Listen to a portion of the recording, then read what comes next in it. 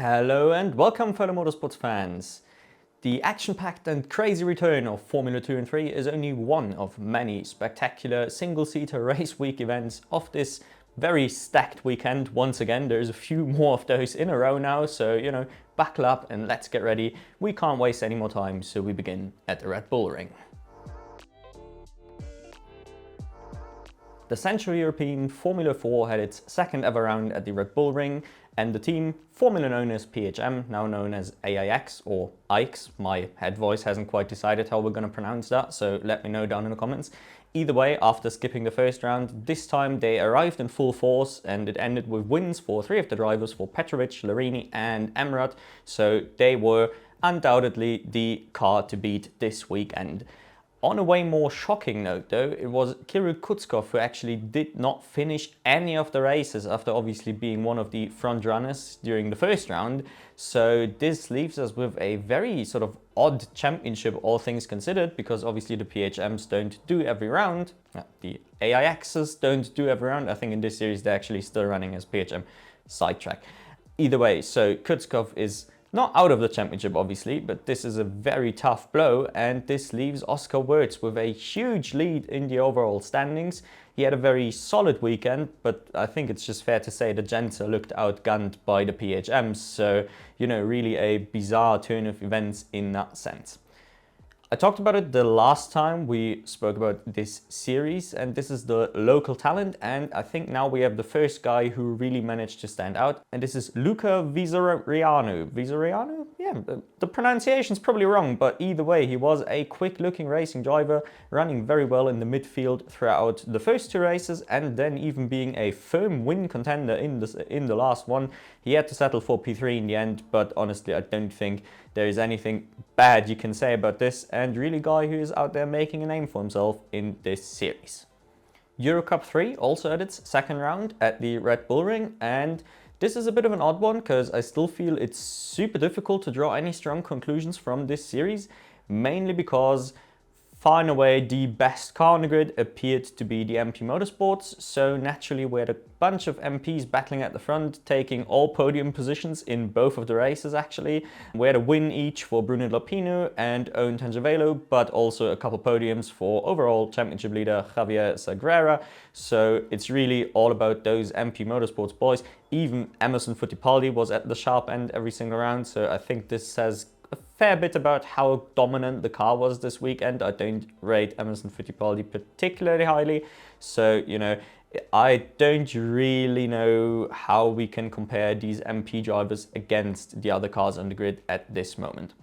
The guy who definitely stood out to me though is, a little fan favorite of mine anyway, Kirill Small, who is one of those eternally underrated drivers, just never really seems to have the budget for any good rides anywhere, but he does get the most out of his machinery no matter what he ends up driving. And in this case, he was driving one of the Palou Motorsports cars and was actually a pretty consistent best of the rest kind of runner. Yes, unfortunately, the second race ended with a DNF for him, but nonetheless, he easily impressed most out of the non-MP Motorsports crowd.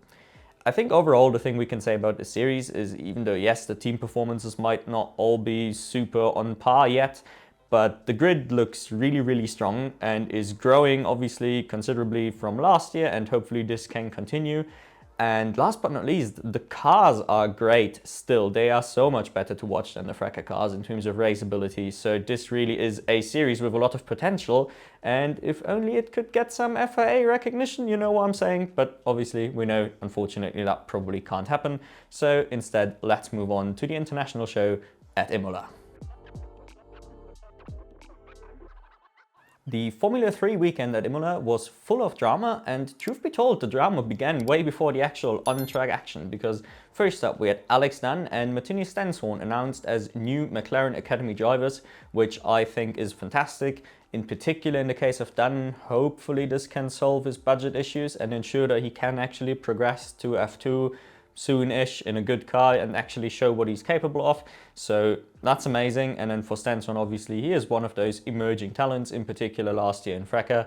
Journey's still out for his F3 campaign, but at least he's looked solid. So these are very good pickups, and overall I am happy that McLaren seems very interested in supporting young drivers recently. On the flip side though, we also had another story coming out with the FIA punishing Martini Stenson and Nikola Zoloff for competing in GP3 and Eurocup 3 respectively on tracks they will also be visiting with F3. And apparently if you do that, you have to declare it to the FIA in advance, which they did not do, so they are not allowed to compete in the respective F3 rounds on these tracks for gaining an unfair advantage, whatever that is supposed to mean. Not the official wording, but I guess that's the only thing you could try to argue here. I don't know, from the outside this is a very weird rule and it feels like something you shouldn't be punished for, but then again, if it is as easy as you have to declare it and that's no problem, yeah, bit of a fuck up on the driver's part in that sense. I don't know, very odd story just in my opinion. The weekend still began with a bang in the actual on-track stuff as well though, with Trident not only locking out the front row but actually getting the perfect 1, 2, 3 in qualifying, with the ever overlooked Santiago Ramos actually securing his first ever pole position in F3 in only his third weekend I want to say, so great stuff there. He's a guy who's very consistent. I don't think he's a world-beating character, but for sure he's under the radar of a lot of people and I think it'll change rather soon. The craziness did not stop there though, as the sprint race was just pretty epic and action-packed all around. F3 is actually the only car this weekend that could race properly at Imola. F2, F1 and even the Porsche Super Cup was struggling considerably to like produce entertaining races, but not in F3 of course. This will always remain entertaining. At the end of the day, the dominant looking Tridents couldn't really fight their way to the sharp end in the sprint race. Instead, they left Ollie Goethe and Noël Léon sort of battling for the win. Breakout performance from Noël Léon to have his Van Amersfoort this high up the order anyway, even if it's just a sprint race. But unfortunately, it turned into a really unlucky scenario at the end of the race where Luke Browning unfortunately ended his own race with a very audacious overtaking attempt and didn't manage to make it stick, bringing out a virtual safety car close to the end of the race.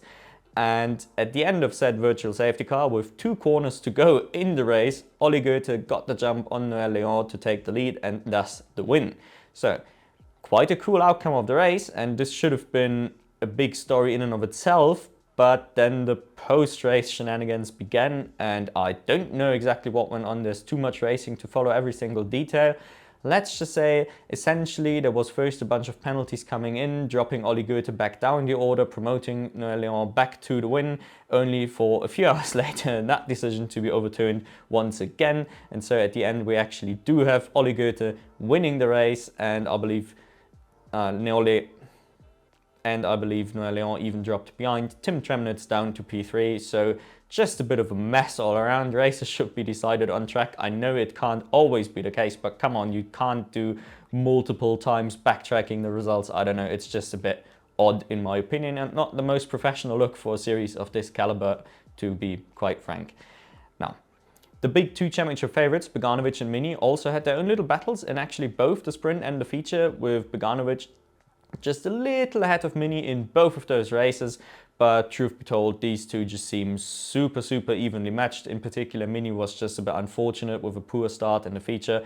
But yeah, these two do have the ability to go head to head, like race after race, and it's almost impossible to decide who's really looking better, at least in my opinion. Arvid Lindblad also remains super solid. Obviously, we don't really expect him to be in a championship mix, but it is fair to say he's just adjusted to the car very quickly, and he's just, bringing home solid results, even if he can't quite fight with the veterans on merit just yet. The feature itself was a very ebb and flow affair with a lot of lead changes and everything. Lots of good battling at the front between the Tridents and Ollie Goethe in particular. Those were the main protagonists of the event. And unfortunately, it probably should have been Leo Fornaroli winning the race, but a little engine issue dropped him back down from the lead to P5 halfway through the race, and he never quite managed to recover back to the lead. So instead it was actually Semi Megatunev taking his maiden victory. And again, much like Ramos, he is one of those guys probably a bit below the radar for most people. No one super outstanding, especially just on results. But let me quickly tell you about Semi Megatunev. He's a driver that I have noticed heavily for being both quick and not necessarily crashy, but just very inconsistent. Lap ones aren't his strength. He can be a bit crashy. He can just have a little moment during the race and tumble backwards. Seemingly, he's got raw pace, but often manages to find a way to mess up the result he could have had. And in this case, he absolutely didn't do any of that and just converted for a beautiful, beautiful maiden victory. So hats off, no complaints there. Maybe he'll be known for something else than a funny name at this point. Now, where does this leave us overall? We have Fornaroli still as the championship leader with Browning, Bogdanovic, Mini and Goethe all more or less there, which, at least for my money, is the pack I sort of expected to be fighting for the championship, minus Goethe. Not gonna lie, I didn't expect him to be quite as good. He has very much impressed me here, but at least the other four names were the ones you would sort of expect, just given the cars they're in, the experience they have, and the skill they obviously have. So no clue who's going to win this title, but the one thing I can say with certainty is it'll stay intense. I do want to highlight a less prominent story, just because I think, again, something people may have overlooked, and that's Mari Boyer and Sebastian Montoya actually coming all the way from the back of the grid in the feature race to take P9 and 10, which at least shows that Goethe isn't just a wizard. The Campos is actually a super, super competitive car as well, enabling these drivers, in particular in like the second half of the race, to really, really punch forward. So again, hats off there, making the best of a bad situation, in my opinion. The F2 weekend didn't start any less action-packed, with a huge bang at the opening lap of the sprint, taking out the likes of Isaac Hadjar, Joshua Dürksen, Dennis Hauger and more. So lots of big names, and Joshua Dürksen, who we'll get to later, because he is now maybe one of those big names, I suppose, in a shocking turn of events. Thus, the sprint race turned into a bit of a rookie scrap at the front, with Paul Aron, obviously huge breakout performance all around this year, and then Franco Colapinto dueling for the win. And hopefully I can show this to you here, but Franco Colapinto, the move for the win on the last lap around the outside of Paul Aron, was just chef's kiss. I mean, this is beautiful, beautiful racing, and all the things we do want to see.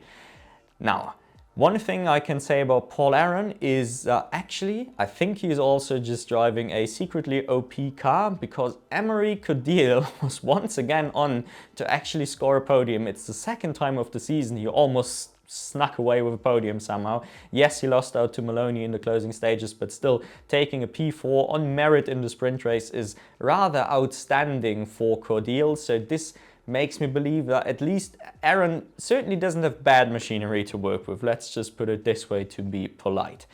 Now, Kimi Watch is obviously a thing. Kimi Antonelli needs to be discussed every single time we talk about F2, and I just quickly want to point out how shocking of a start he got in the first race, just dropping down from, where did he start? P6, he should have started all the way down to like P12, 13 on lap 1. Now was just horrible to watch, and just not the kind of things you would have wanted to see. So unfortunately he couldn't score because the overtaking was so difficult, but at least we could tell the quali pace is there, and in the feature he showed the race pace isn't flashy, but it's solid, and he got a P4 on merit in the feature at the very least.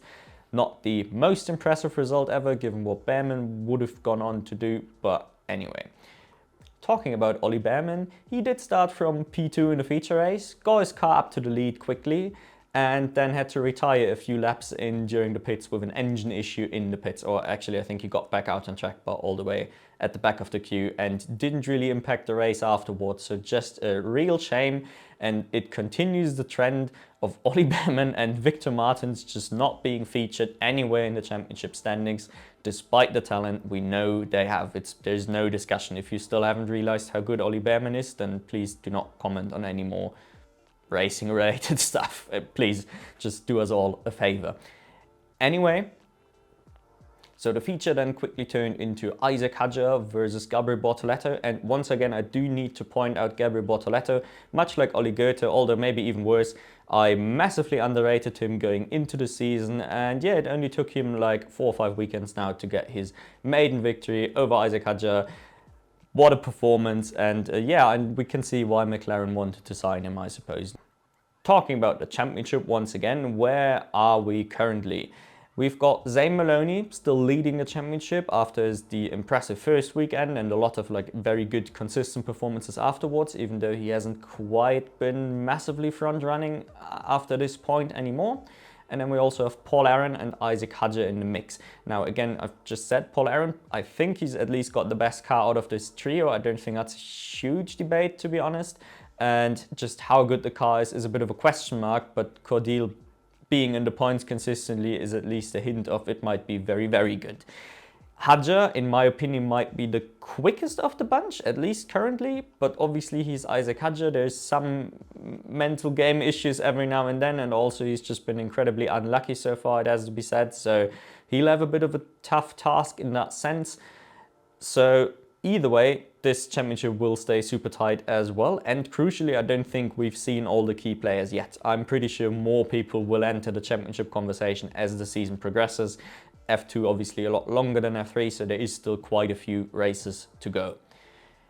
Now, key story of the week, and you've seen it on the thumbnail, and it would be a shame not to talk about it, is Joshua Dürksen actually taking his maiden podium in Formula 2, driving for the team now known as AIX. And after doing the step that Kimi did, jumping from Frecker straight to F2, but without any of the hype or backing or Mercedes Junior affiliation that Kimi has, so this mostly looked like an all-in move to, you know, just not burn all your money in F3. And boy, has it worked. Not only has he been matching Taylor Barnett reasonably well all season long, it has to be said. And obviously, again, Taylor Barnett, a known quantity at this point. We know how good a driver he is. And now it's been enough to actually take a podium, basically entirely on merit, Bearman retirement aside, in a feature race in Formula 2 in what looked to be one of the worst cars coming into this season. That is just incredible. And then on the flip side, you have someone like Taylor Barnett, who would have finally scored his first couple points in the sprint race and then got disqualified after the race, so is still sitting on 0 points. Bit of a discrepancy here. I don't think it reflects the skill levels of these two drivers at all, but I think Joshua Dürksen has shown that, yes, obviously he's no Kimi Antonelli, but he is also no Brad Benavides, you know, just randomly getting into F2. There is some talent there, although it has usually been hidden in subpar machinery. Now, obviously we can't talk about an F1 weekend without actually talking about F1, so just a few quick points here. The key one being obviously Max Verstappen, first of all, having to work for his win very hard this time around, actually proving once again why he is clear-cut the best driver on the grid. This time I think the odds were stacked against him, at least in some senses, and he managed to make it through anyway in the lead, just about got the pole position, just about kept the lead, just about kept Norris behind in the end, and once again, you know, we got to hear the Dutch national anthem as is tradition at this point. I absolutely love it, especially if it is like this, if he has to work for it and if he has to show why he deserves these world championships, and when it's not just, you know, cruising out front, obviously. On the flip side, this means McLaren probably actually brought the best package here, or at the very least a competitive package capable of, in theory, taking the win. Like I've got a reasonable degree of confidence. If Verstappen had been in the McLaren, he would have won the race as well, you know, so there is that point. Norris in particular, the guy to push Verstappen throughout all the race, in particular in the closing stages. And then Oscar Piastri unfortunately ruined a little bit by a penalty after qualifying, but he was also within 1/10 of that pole position. So a very, very good performance here, and still shows why Piastri is such a hyped driver who's just almost struggling to shine as bright as he could because he's next to Norris. I think maybe that is a fair way of putting it. Now, we also once again had the old Perez question all over the social medias, because as is tradition, when Perez doesn't make it to Q3, we need to question whether or not he should still have a seat. And obviously I get it, there's some fair criticism to be made here, but I think what we often fail to realize when we talk about Perez getting replaced is the second part of that equation. Who could actually take that seat right now realistically and do a better job? And I think that list of names is rather short, because there's no way you gamble on a young driver if you just want to win that championship, especially none of the current Red Bull young drivers. Maybe you could make a case the way Yuki is driving right now, but I think it's more of a Gasly in the AlphaTauri situation. Maybe they just work better leading a midfield team. It's an experiment I would like to see, but it's by no means a guaranteed success. And out of the experienced drivers, there's really no one you could take. Sainz obviously didn't want to go for the low ball offer. And otherwise, I just can't think of a name really that can do the job as reliably as Perez, or more reliably as Perez rather. I think is the thing we should obviously aim for. So yeah, let me know down in the comments if you want Perez replaced. who would you replace him with? And obviously it can't be Hamilton, it can't be Leclerc, it can't be Alonso probably. Maybe it could be Alonso, that's a name I would like to see, but I don't think Red Bull wants a 40-plus-year-old driver. I don't know, it is a very tricky situation to find themselves in, but I think it looks more tricky from the outside than for Red Bull, because they are just going to cruise to another Constructors' Championship. There's nothing really to worry about for them in that sense, I think. Now, Ferrari is still not far off the front either. They were right in there with the McLarens, maybe a tiny bit behind, not a real win contender, but you know, we can see the improvement there. It's only really Mercedes that is now lacking behind a little bit and has sort of settled into that clear-cut number 4 best team role for the most part. Now, lots of good feeder series stuff already covered, but there's also been a lot of racing overseas, so let's do this in a very quick fashion now. Off to Japan. For the Japanese segment, aka the one where I butcher every single possible name with a passion, we have to talk about the start of SuperFormula Lights first. I said in one of the recent episodes that I skipped SuperFormula Lights the first round, and then was actually informed in the comments that I obviously purposely skipped it because I knew they actually cancelled the first round, and that's totally what happened. Either way, this one I watched, and it turns out, yes, it was actually the first round around Autopolis. And we have a few names that we do need to talk about, but I can say overall it is a small grid, but it is a very competitive grid with, I believe it was 9 non-Masters entries, and all of those 9 were at least reasonably close. There wasn't any huge back markers, nobody like disgustingly slow, if you will, so at least there's some quality here for sure. The name that stood out most was Saito Nonaka, who got to win 2 of the races and got a podium, so he emerged as a clear-cut championship leader. But then the guy that mostly, if you want to say, stood out most was Rikuto Kobayashi. He's the reigning Japanese F4 champion, and he transitioned very quickly to this car. Apparently he had very good pace from day one. He had a bit of an unlucky race weekend overall, in particular a costly stall in, I believe, the second race. But overall the pace was there, so if he can iron out a few mistakes here and there, I'm sure he'll be in the championship conversation as well.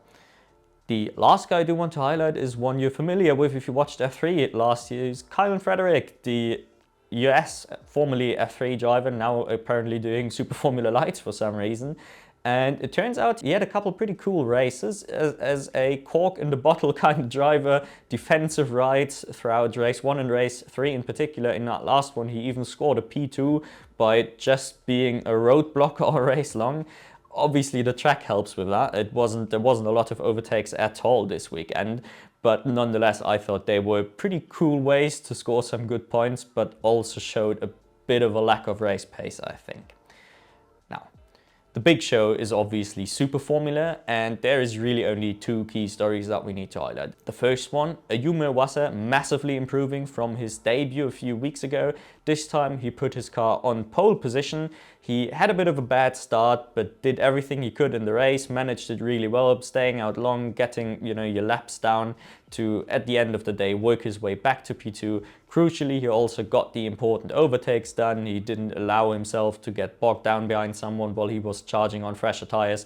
And so he worked for that P2, he earned that P2, and that was really good to see. While teammate Nojiri would have also been there on pace, but there was some very weird stuff going on during the pit phase for him. He lost like 5 spots and never really managed to recover. The real feel-good story in SuperFormula, without a doubt though, is Tadazuki Makino finally getting his maiden victory after 6 years of trying. Can you believe that? That feeling must be better than all the drugs, I think. So fantastic achievement there. It was a very controlled win as well. He took it on the start and never really looked back afterwards. So fair game there. Great drive and well deserved to finally stand on that top step. The last little storyline, at least, we need to touch on is obviously Theo Pourchaire has officially left SuperFormula after only 1 weekend to go do his ride with McLaren in IndyCar. And so IMSA driver Ben Barnicoat has replaced him actually at his SuperFormula ride, which I personally think is super cool. I love watching Barnicoat over in his Lexus in IMSA.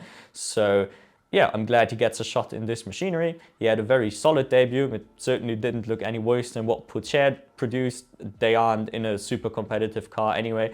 So yeah, we'll keep an eye on him. I just hope he can get a few cool results over the year. Now then, let's move on to the US.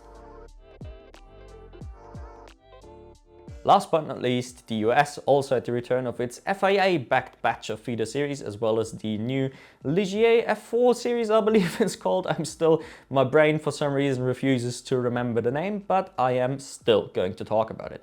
Once again, this had Hanyu as one of the main protagonists, but truth be told, it's a small grid, but once again, a pretty competitive grid. That's a theme for all the things we're going to talk about here.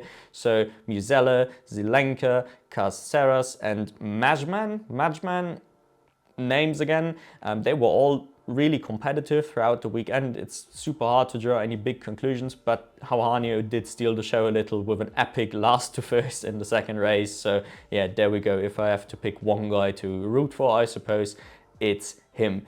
But lots of competitive drivers and a series so far mainly characterized by who can keep it incident-free, because these races are a bit of a mess. It wasn't as bad as the first time out, but still not great, and yes, very reminiscent of the US F4 last year in that particular sense. Unfortunately, I think I need to say about all the upcoming races, they were all at Road America, run by the same production company, and holy shit, the production was atrocious this time. Like with these camera angles, you might as well just do a radio broadcast and stream the live timing. Like, I'm not even kidding, it wasn't really worth watching and a bit of a slog to get through. Results interesting, the things we could see with our eyes, sadly not so much, so I don't recommend checking it out for once. It's a bit of a waste. That's why you've got me to tell you all the key parts of the weekend, really. So, same also applies for the official F4 USA series, but nonetheless, at least again, super small field, but pretty competitive. Not as competitive as the other F4 series, but reasonably tight. And interestingly, an F4 USA series with not a single competitive driver actually from the United States. So that's just a bit of a cool fun fact. Instead, it seems to be mainly populated by Australians, funnily enough. And a guy we already know from Australian F4 and some other bits and pieces over here and there is Nicholas Stati, who was the man of the weekend, really. But also we had Connor Roberts, Daniel Quimby, Pablo Benitez, and Alex Crosby, all more or less in the mix. Like, really those five made up the meat of the pack. And then there was the two US drivers, so slow that I already forget their names again, and an eighth guy who never even started any of the races. So yeah, really a weird series, but hey, Stati got a few wins, I suppose, can't be mad at that. The series that's on paper the most competitive of the three, and in some senses it certainly remained that, is the Formula Regional America series. This one, at least, definitely features some competent drivers, in particular Patrick Woodstoff, Titus Sherlock, and in the first round it had Cole Clack. Now, I talked about him as my man of the weekend after that round, and only to see him not on the entry list this time around. This leaves us with mainly Patrick Woodstoff and Titus Sherlock as sort of the two protagonists of the series, but also just the most, not just the quickest drivers, but also just the most interesting drivers given their history and everything. Unfortunately, the battle was massively skewed because Woodstoff had the worst luck you can imagine. He looked like the quickest driver, he dominated the first race, he was on to dominate the second race, had to retire with suspension failure, and then in the third race he retired again while trying to make up positions. It is a bit unclear what happened, but at least from what I could gather from his socials, I think it was just an ongoing issue after the suspension failure in race 2, but feel free to correct me if you've got any better explanation for what happened there. Either way, bit of a sad one, but we can expect him to bounce back and fight at the top next time. There's no doubt about it in my mind. The very last story we need to touch on before I leave is the Indy 500 qualifying. Now, I don't really watch qualies, even the Indy 500 qualies, so I don't want to spend time about talking who's in pole or anything, but I do want to mention Nolan Siegel getting bumped as the only guy, and with the immortal quote after crashing, "I wasn't going to go home because I lifted," which I think is such a baller quote for a young driver like this, going 370 something kilometers per hour. Yeah, the balls on that man. We will certainly be hearing more things from him in the future, no doubt about it, even if he had to go home a little early here this time around. Now, as always, this is your time to let me know all of your highlights down in the comments. Like the video if you want to support me a little bit, and otherwise I thank you all for watching, and I'll see you in the next one.